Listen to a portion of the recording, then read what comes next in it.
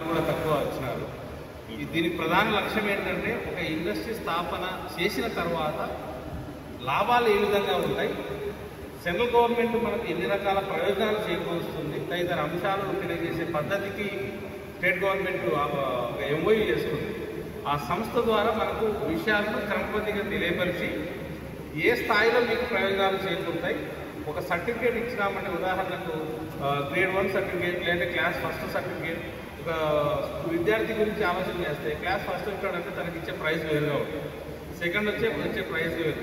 అలానే ఇండస్ట్రీ డిపార్ట్మెంట్లో కూడా తయారీ రంగానికి సంబంధించి నీ ఇండస్ట్రీని ఎలా డెవలప్ చేస్తున్నావు, ఎలా మెయింటైన్ చేస్తున్నావు, సేఫ్టీ మేజర్స్ ఎలా ఉంటాయి, నీ యొక్క సిబ్బందితో నీ యొక్క రిలేషన్స్ ఏ విధంగా మెయింటైన్ చేస్తున్నారు, తదితర అంశాలన్నింటినీ గమనించి నీకు ఒక సర్టిఫికేట్ రిలీజ్ చేస్తారు.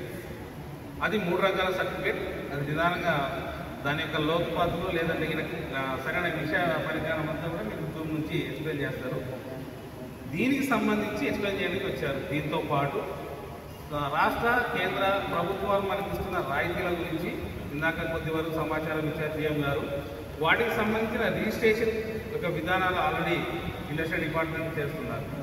నా ఉద్దేశం ఏంటంటే చాలా వరకు ఇండస్ట్రీ స్థాపనకు ₹1,00,000 లేదా ₹1,00,00,000 ఇల్లు కావాలా అని అనుకోవడం కంటే మన ఆలోచనను సరైన క్రమంలో పెట్టుబడి పెట్టే స్థితిలో మనం ఎంతవరకు ఉన్నామని గమనించండి. నా ఉద్దేశం ప్రకారంగా ఇప్పుడు Kurkure manufacturing industry Kurnool establish చేశారు. అది సిస్టమేటిక్గా జరుగుతూ ఉంది. పిల్లలకు బుక్స్ అంటే మనం నోట్ ప్యాడ్స్ రెడీ చేస్తాం. ఇది లేదు కదా, మన చుట్టూ దాదాపు అంటే ఒక 60 నుంచి 70 రకాల ఇండస్ట్రీ ఎప్పుడు మన కంటికి కనపడుతూనే ఉంటాయి.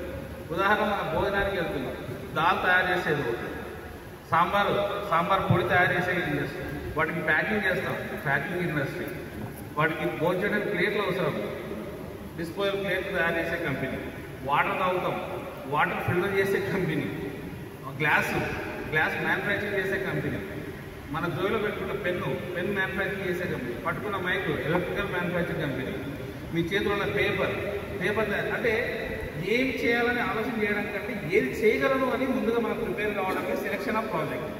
సో దయచేసి మీరు సెలెక్ట్ చేసుకునేటప్పుడు లక్షలు కావాలనే ఉద్దేశం కాకుండా లక్ష్యం కోసం పనిచేయండి.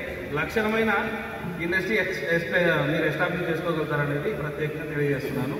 సో ఇప్పటికే సమయపాలన ఎక్కువైంది కాబట్టి భవిష్యత్తులో మరి ఇంకా కొన్ని విషయాలు తెలుసుకోవడానికి చాలా అవకాశం ఉంది కాబట్టి ఇంతతో ఈ ఉపన్యాసాన్ని ముగిస్తున్నాను. Thank you so much. Thank you. Collector గారు మీటింగ్